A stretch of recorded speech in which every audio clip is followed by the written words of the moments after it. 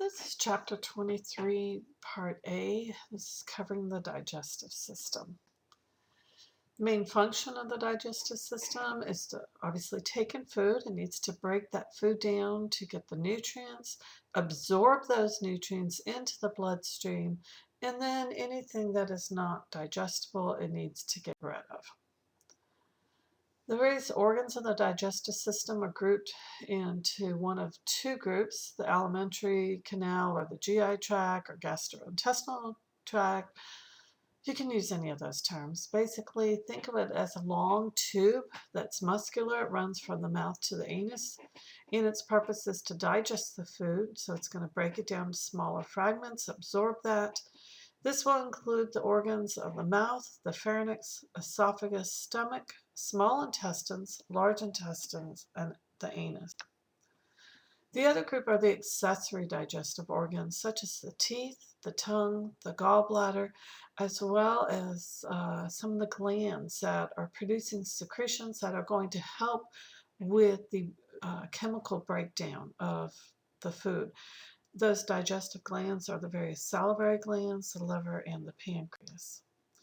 So this diagram is just showing the orientation. Obviously, food's going to come in the mouth. The teeth are going to help break it down. When you swallow, it goes through the pharynx, down the esophagus, which remember runs behind the trachea. From the esophagus to the stomach, it's then going to go into the small intestines, large intestines, and then the waste products out the anus. When we look at some of the processes of digestion, there's 6 different activities. First, ingestion, which is eating. 2 is propulsion, which is that movement of the food down through the digestive canal, starting with swallowing, and then you have peristaltic movement that's going to move it along through the canal. This peristaltic movement, think of it as alternating contraction, relaxation, etc. So it will slowly, essentially by the contraction in these wave-like motions, will push the food down through the canal.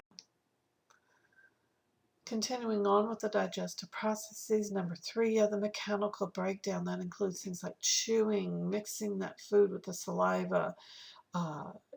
You have in the stomach with the muscle contractions, it's churning that food up. You also have digestion, which is from a chemical standpoint. You are breaking these larger foodstuffs down into smaller components that then can be taken up by the individual cells. This will involve a lot of enzymes to help break those larger compounds into smaller compounds. Then you have the absorption, because you're talking about being in the digestive canal, you have to get it to the rest of the body. So it has to be absorbed from the GI tract, from the digestive tract, into the blood, into the lymph. And then the last step is defecation, which is the release of any of the non-digestible material, any of those waste products. So as you can see, ingestion is going to obviously start in the mouth. Mechanical breakdown starts in the mouth. Most of the absorption is going to occur in the small intestines. So we'll talk about all these different processes with the various organs as they occur. So how are the digestive organs related to other organs in your abdominal pelvic cavity? If you remember, you have the peritoneum, which are membranes that are in the abdomen. The visceral peritoneum is just on the outer surface of most of your digestive organs, and then the parietal peritoneum lines the body wall. That space that is present between the 2 peritoneums is known as your peritoneal cavity. It is filled with fluid that helps to lubricate, because, as we just said, all of these organs are going through peristaltic movement, and so to reduce that friction, there's fluid in the peritoneal cavity. The mesentery is a double layer of that peritoneum, where they're fused the two layers are fused together. It extends from the body wall to the digestive organs. And this has blood vessels, the lymphatic vessels, the nerves that are moving through. It basically provides that route for them. It also helps to hold the organs in place, and it is a location for storing fat. Peritoneal organs, also refers intraperitoneal organs, are those that are located within the peritoneum. Retroperitoneal organs are located outside of it. That would be the pancreas, part of the duodenum, and parts of the large intestines. So this picture is just showing the relationship of where you have those two layers, the parietal versus the visceral, and you can see by the location that most of the abdominal pelvic organs, most of the digestive organs are found within the peritoneum. Peritonitis is inflammation of this. It can be caused by things such as an abdominal wound, a ruptured appendix. Oftentimes the peritoneal coverings stick to each other, so that kind of helps to keep an infection from spreading. If it does spread, this can be very, very dangerous. It can kill, so it needs to be treated as soon as possible. And usually very high doses or megadoses of antibiotics are going to be given to help treat it. All of the digestive organs have 4 different layers or tunics: the mucosa, submucosa, muscularis externa, and the serosa. Excuse me. The mucosa is the innermost layer that lines the lumen, which is where the food is flowing through. There's different functions of it. It helps to secrete mucus, digestive enzymes, and organs. In the small intestines, it's going to be involved with absorbing those nutrients, and they're also helping to protect against any type of disease, because who knows what may have been in the food that you ate. There are 3 sublayers to it: the epithelium, lamina propria, and the muscularis mucosa. Epithelial tends to be simple columnar epithelial cells, and this can be involved with helping to secrete mucus, which may help protect the various digestive organs from some of the enzymes that are being produced, and it also helps with passing the food along. In some locations, they may actually also secrete some of the enzymes and some of the hormones, such as in the stomach. The lamina propria is loose areolar connective tissue that has a very strong supply of capillaries here, because you need to be providing, number one, these organs with a lot of nourishment, but also absorb the nutrients that are passing through the digestive system. They also will contain lymphoid follicles. These follicles are part of, remember, the MALT system we talked about with the immune system and lymphatic system. MALT standing for the mucosa-associated lymphoid tissue. It does contain a lot of macrophages that are going to be helping to protect against any microorganisms that may have come in, once again, with the food supply. The muscularis mucosa, smooth muscle, that's involved with some of the movements here. The second main layer of the alimentary canal, in terms of histology, is the submucosa. This contains blood, lymphatic vessels, nerve endings that are supplying the areas around the digestive system. The tissues of it tends to have a lot of elastic tissue with it, because there's going to be a lot of shape changes as you engulf the food, chew it, swallow it, and then as it goes through the intestines.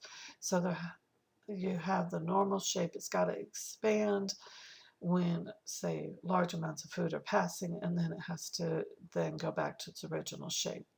So you want to have that elasticity there. Muscularis externa, these are the muscles that are responsible for the peristalsis, segmentation, that's helping to move the food along. Typically, you have muscles, and the muscle fibers are going in different directions. The innermost one is circular, and the outer layer is longitudinal. This helps with really mixing and churning of the food, and you get a much stronger overall contraction. You do have circular muscles in some areas that we refer to as sphincters, such as between the stomach and the small intestines. Cirrhosis, outermost layer, it's made up of that visceral peritoneum, and it's helping to hold, oftentimes, the organs in place relative to each other. And here is a diagram, schematic diagram, showing the different layers: the mucosa, the submucosa, muscularis, externa, and the serosa. In terms of blood supply, arteries are going to branch off of the aorta to serve your digestive organs. You've got your hepatic, splenic, and left gastric arteries, as well as the inferior and superior mesenteric arteries. The hepatic portal circulation is going to be draining the blood from the digestive organs that have just picked up all of those nutrients. So it's very rich in nutrients, and it's going to be delivering that blood to the liver. The liver acts kind of like a filter, and it's got to process that blood, remove any toxins that may be present first before it goes to the general system throughout the rest of the body then. So from the digestive system, the blood supply is going to go from digestive system to the liver for filtration, and then back into the rest of the systemic circulation.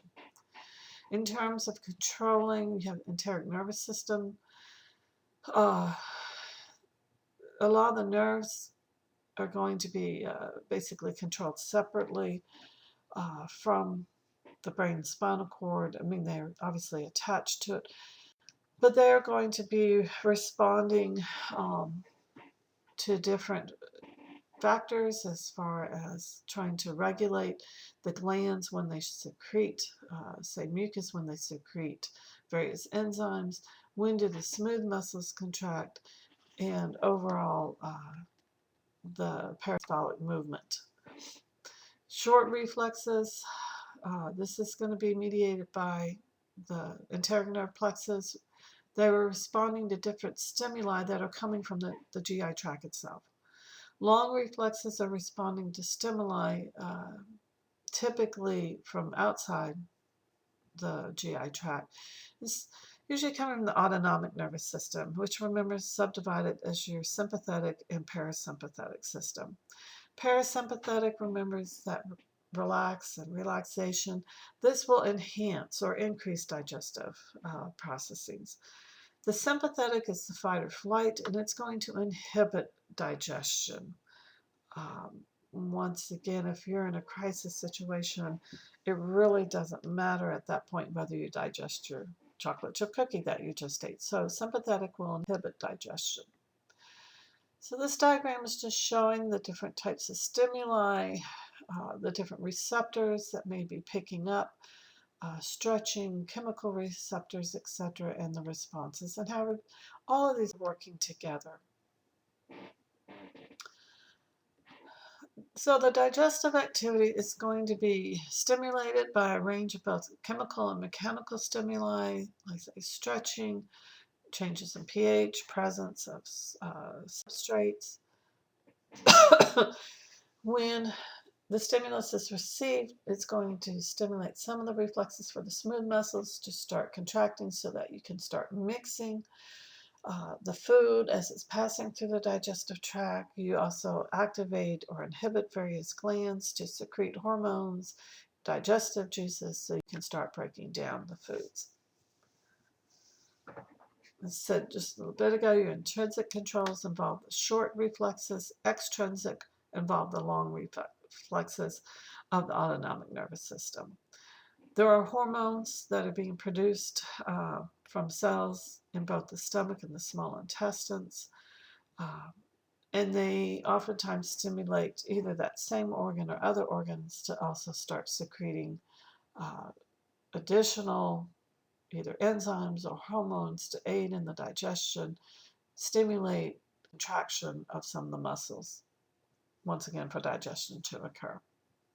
If we look at the functional anatomy of the digestive system, starting with the mouth, obviously the food comes in the mouth, it's going to be chewed and mixed with saliva, which has enzymes that will start the digestion. So digestion is going to start in the mouth, and then the mouth is also where you're going to initiate the swallowing process. So here's where we talk about the mouth. We've got the tongue, the teeth, and the salivary glands. You do have stratified squamous epithelial cells that are lining the mouth. These tend to be fairly tough because they're receiving a lot of abuse, a lot of abrasion. And this picture is just showing a cross-section in terms of the orientation of the tongue, which is a muscle, relative to the oral cavity, and then the oropharynx and the laryngenopharynx, and then the esophagus and the trachea. So you can see the orientation to each other. With the mouth, in this diagram, obviously you can see the teeth, you can see the opening of like the submandibular duct where some of the saliva is going to be entering into the mouth. You have the uvula in the back.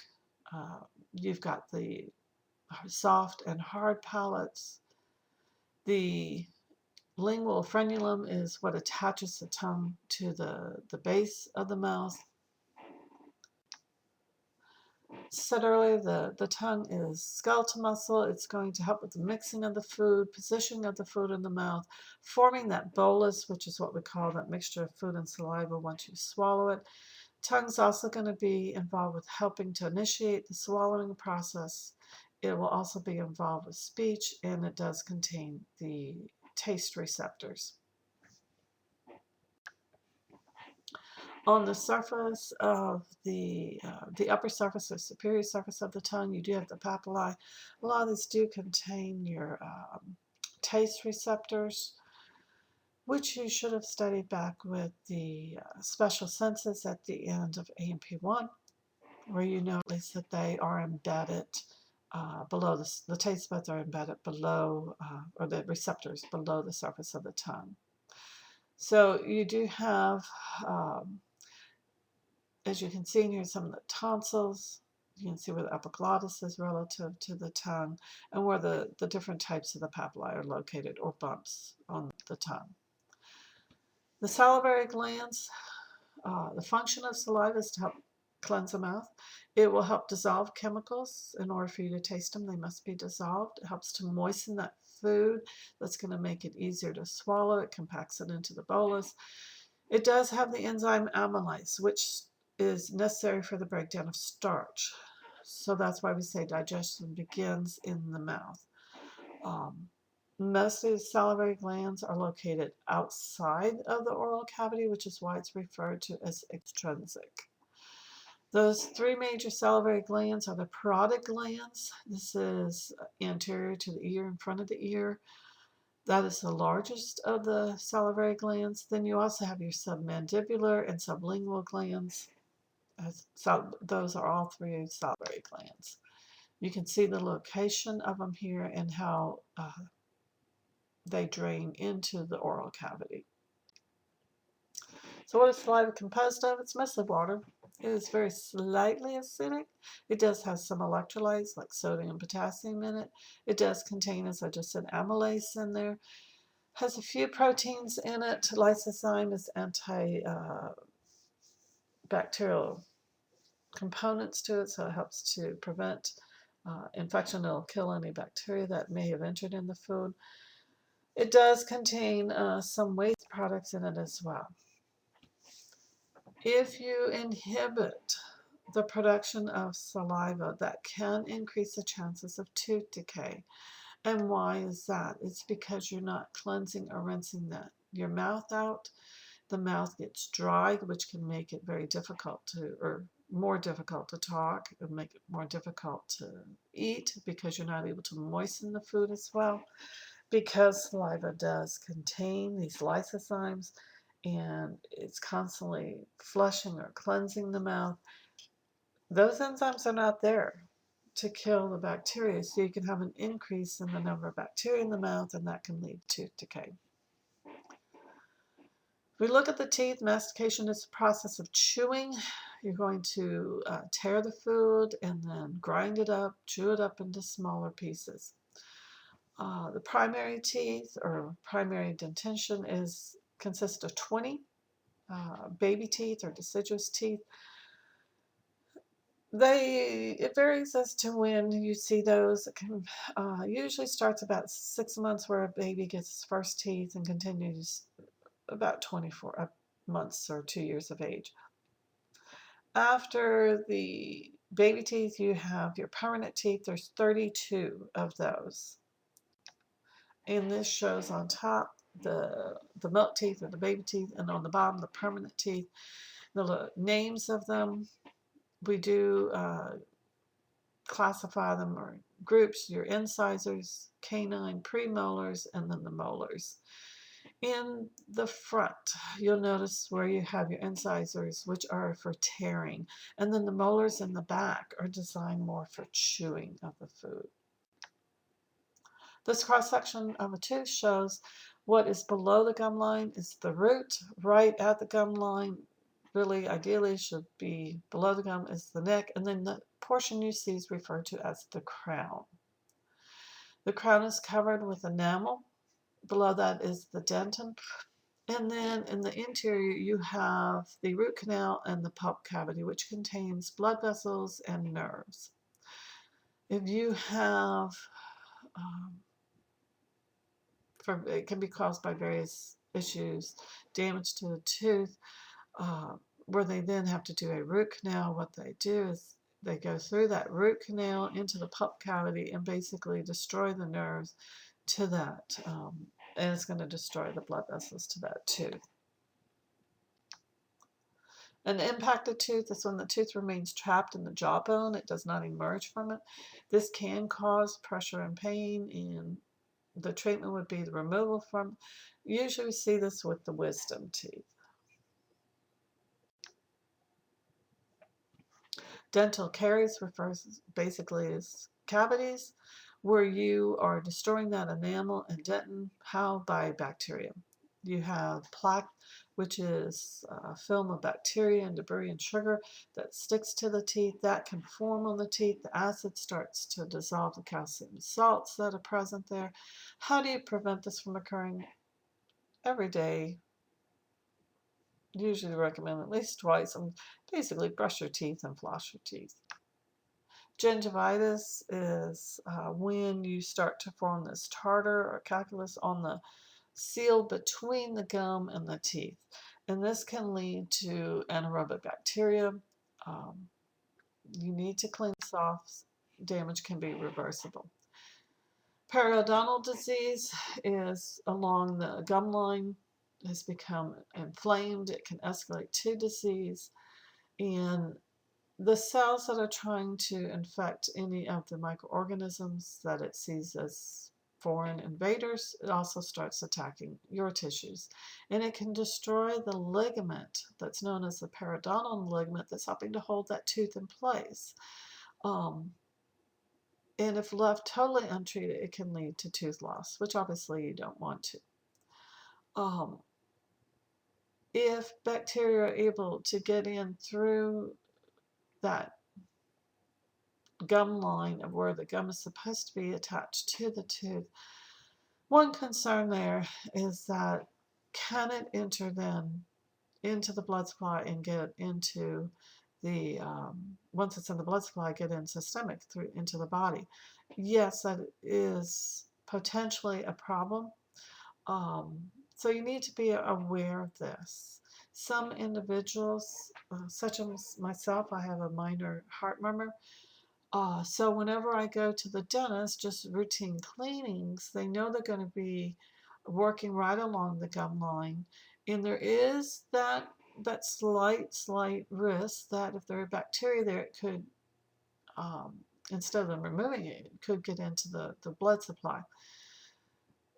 So because I have a minor heart murmur, which a lot of people as they age do develop one, the recommendation is, and this is something that I do follow, is before I go to the dentist, the morning I go, about an hour before I get there, I do need to take an antibiotic prophylactically to help prevent any potential infection from possibly occurring.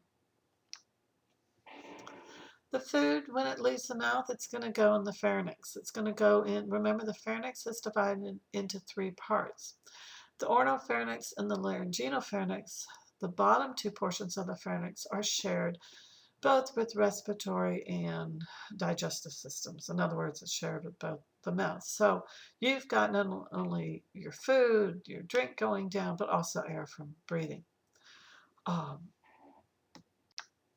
This is a cross-section of showing now what the esophagus is going to look like, and a side view of the esophagus-stomach junction there on the right. So food goes down the esophagus, it's going to be pushed down, and then when it reaches the stomach, there is a sphincter there that's going to open and allow the bolus to move from the esophagus down into the stomach. So what is heartburn? Heartburn is when the stomach acid is coming back up the esophagus. Heartburn is one of the first symptoms that you see with gastroesophageal reflux disease, also known as GERD. What can cause this heartburn? Excess food, excess drink, running, extreme obesity. It can happen during pregnancy, especially later in the pregnancy as the developing fetus is pushing up against poor mom's stomach and it's wanting to push everything up. This can happen. It can also be caused by hiatal hernia, which is where part of the stomach, which is supposed to be below the diaphragm, starts to extend or protrude between the opening where the esophagus passes through the diaphragm. The stomach starts to push up. The problem with the heartburn, obviously, other than just being uncomfortable, is that stomach acid, if this happens a lot and it's being regurgitated back up into the esophagus, it can cause damage to the cells that are lining the esophagus itself. Obviously, you don't want that. So the pharynx and the esophagus, they're helping to move that food from the stomach or the mouth down to the stomach. So it starts with swallowing, and then it gets pushed down. And this is just showing the various steps. The green in the picture is the bolus of food, how it gets churned in the mouth. The tongue's going to help push it to the back of the oral cavity so the swallowing process begins. Pushing it back to the back is voluntary. There's a certain point it's going to hit where it becomes involuntary. It's going down. And so then it slowly gets pushed. The epiglottis is going to help cover the trachea. The larynx actually pushes up so that the food doesn't go down the trachea. Instead, it goes down the esophagus, which, as I said earlier, is behind the trachea. And the peristaltic movement is going to move that bolus down the esophagus. When it hits the top of the stomach, which is where the gastroesophageal sphincter is located, normally it's closed. When the bolus hits it, it opens it, allowing the bolus now to move into the stomach. So as they say, over the teeth, over the tongue, look out stomach, here it comes. It's now ready to have work in the stomach start. Stomach is essentially a storage tank. You're going to start protein digestion here. So the saliva had amylase. You started carbohydrate or starch digestion in the mouth. When that bolus hits the stomach, because the stomach is very, very acidic, that acid is going to denature the amylase. So the carbohydrate digestion stops in the stomach. It will start up again later, but in the stomach, it's mostly just protein digestion. That bolus, the food that entered into the stomach, it's going to be churned and mixed with the gastric juices to form what we call chyme. The volume of the stomach, when it's empty, is about 50 milliliters. But when it's full, it's able to stretch and expand so it can hold 4 liters. Now, I know they changed the units here. Those of you not familiar with the metric unit, we're talking 50 milliliters to 4,000 milliliters. So the volume greatly expands. How is it able to do that? Because when it's empty, the stomach has a lot of folds that we call the rugae. So in this cross-section of the stomach, you can notice at the top of the stomach we refer to as the fundus. Down at the bottom is the pyloric area. The pyloric sphincter is that valve between the stomach and the small intestines. The duodenum is that portion of the small intestines that connects to the stomach. In this cross-section, you can see the rugae are all those folds in the stomach that can stretch out to expand the volume capacity of the stomach.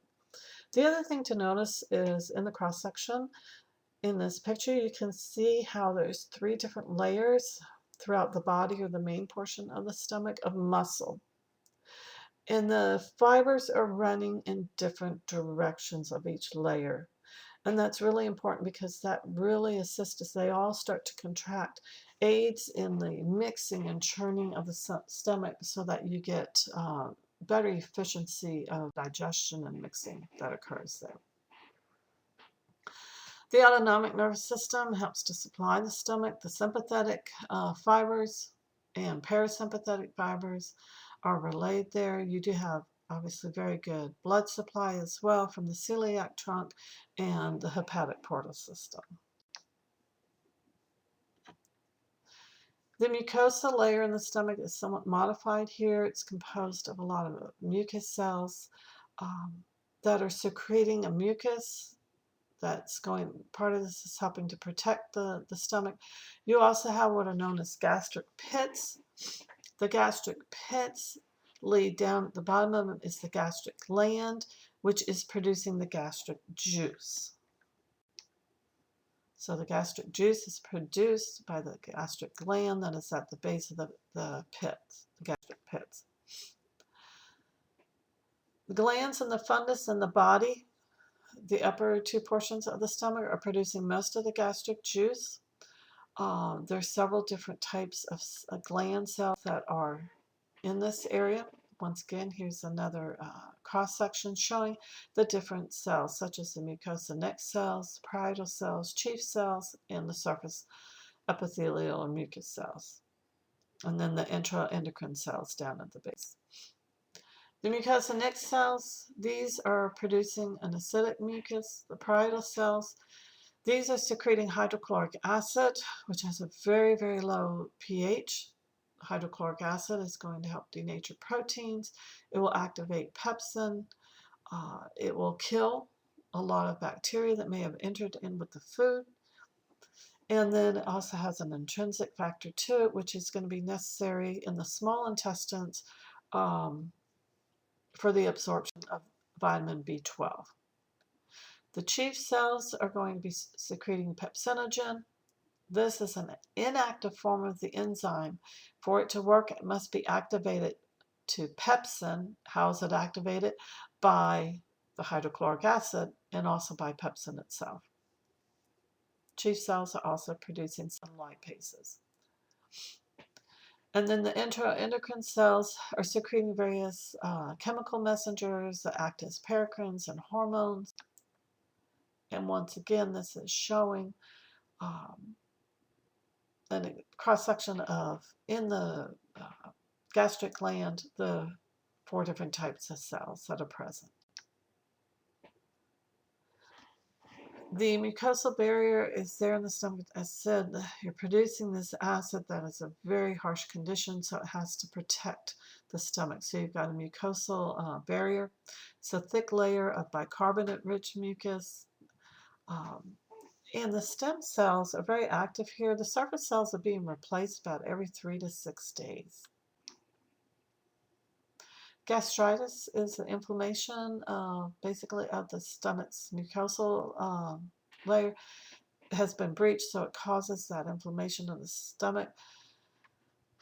Peptic or gastric ulcers are where you start to have erosion of the stomach wall. If not corrected, not taken care of, caught in time, can cause peritonitis and hemorrhaging. Most ulcers they have found are caused by a bacterium called Helicobacter pylori, often referred to just as H. pylori. So if you can prevent H. pylori from growing, that can solve most or prevent most ulcers from occurring. There are some other things that can also lead to ulcers. One thing are some of your NSAIDs, non-steroid anti-inflammatory drugs, such as aspirin, which is one reason why the recommendation is do not take aspirin on a real regular basis unless directed by a physician. And if you have to take it on a regular basis, usually it must be the enteric-coated aspirin, and that's to help protect the stomach. So what's occurring in the stomach? Well, you're going to continue breaking down the food. As I said, it's basically a storage tank. It's holding area for the food. It will deliver that chyme to the small intestines. It's breaking down proteins because of that HCl, the hydrochloric acid. You are absorbing things such as lipid-soluble alcohol and aspirin into the blood in the stomach, and you are secreting that intrinsic factor, as I said earlier, that's necessary for vitamin B12 absorption. The gastric mucosa is secreting about 3 liters of those gastric juices per day, and it's going to be regulated by both neural and hormonal regulations. The gastric secretions can be broken down into 3 different phases. The ciliary phase or reflex phase, this is going to be triggered by aroma, by taste, by sight, by thought. If I were to sit here and start talking and just mentioning about, do you remember maybe being in your mom's kitchen and the smell of fresh homemade bread or homemade chocolate chip cookies about ready to come out of the oven? Just thinking about that is going to start part of the phases of secretion of the gastric juices. And if you're actually sitting in your kitchen and you're seeing the cookies come out and you're smelling the cookies and seeing them, it starts the secretion of those gastric juices. The gastric phase lasts about 3 to 4 hours. That's when most of the gastric juice is going to be released. Part of it is going to be stimulated by stretch receptors. So as the food is entering, the bolus is entering into the stomach, and you have stretching of that stomach occurring to accommodate that increased volume, that's going to stimulate gastric juice production. And then just the fact that you have chemicals, the partially digested proteins, etc., are going to help stimulate. Low pH tends to inhibit the gastrin secretion because you already have low pH. You don't want to add any more hydrochloric acid to that. So between meals, that's going to be the inhibition. The intestinal phase, initially as food starts to enter the small intestines, there's a brief release of more intestinal gastrin. This is encouraging the gastric glands of the stomach to continue breaking down some of the food, but this is only going to last a very short time.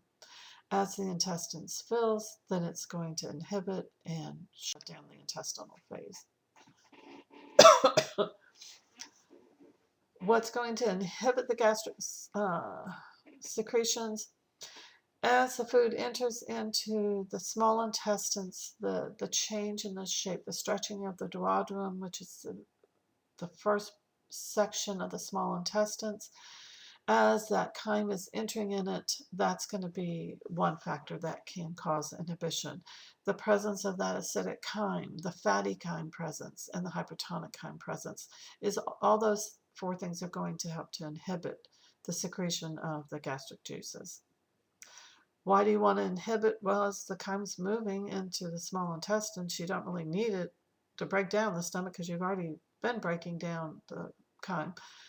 Plus, you want to protect the intestines from receiving too much of that acidic chyme all at once.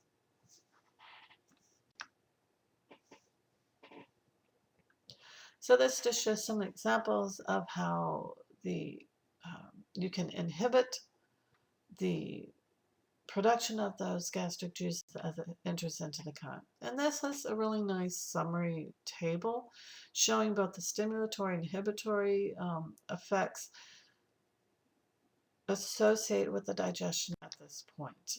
And then here is a list of the various hormones that are playing a role in digestion continues here. The peristaltic waves of the stomach are going to move towards the pylorus, which is the lower portion of the stomach. There's a set rate that it's going to be moving it down as it starts up at the fundus up at the top and moves down towards the bottom. They get stronger, more powerful as it gets towards the stomach.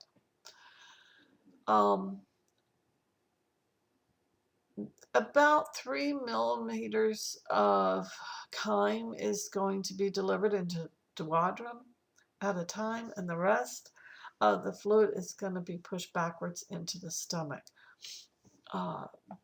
Only a small amount of fluid, only a small amount of particles can pass through the pyloric valve.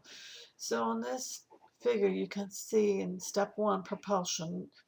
So you've got the mixing, you've got this peristaltic wave moving from the fundus or the upper portion of the stomach down through the body, down to the pyloric. As you can see, the pyloric valve is currently closed. As this wave gets to the pyloric region of the stomach, the pyloric valve will slightly open. And this is the grinding portion that we call it. You have this very strong contraction that is going to proceed down through the stomach.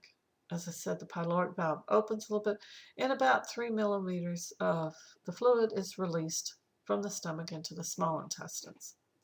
The pyloric valve is going to close, and because when the wave actually hits the pyloric valve, it's going to close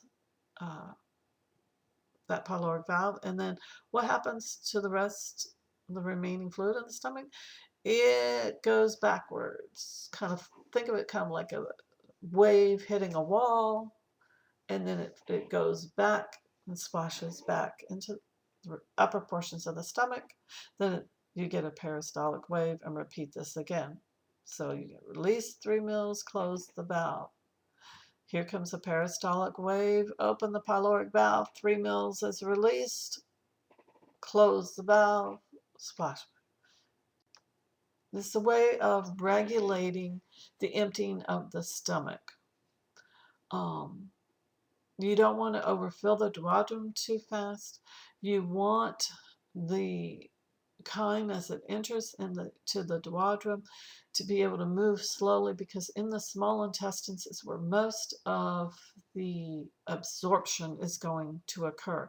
If the food moves too fast, you don't have time to absorb it, so you want it to move very slowly.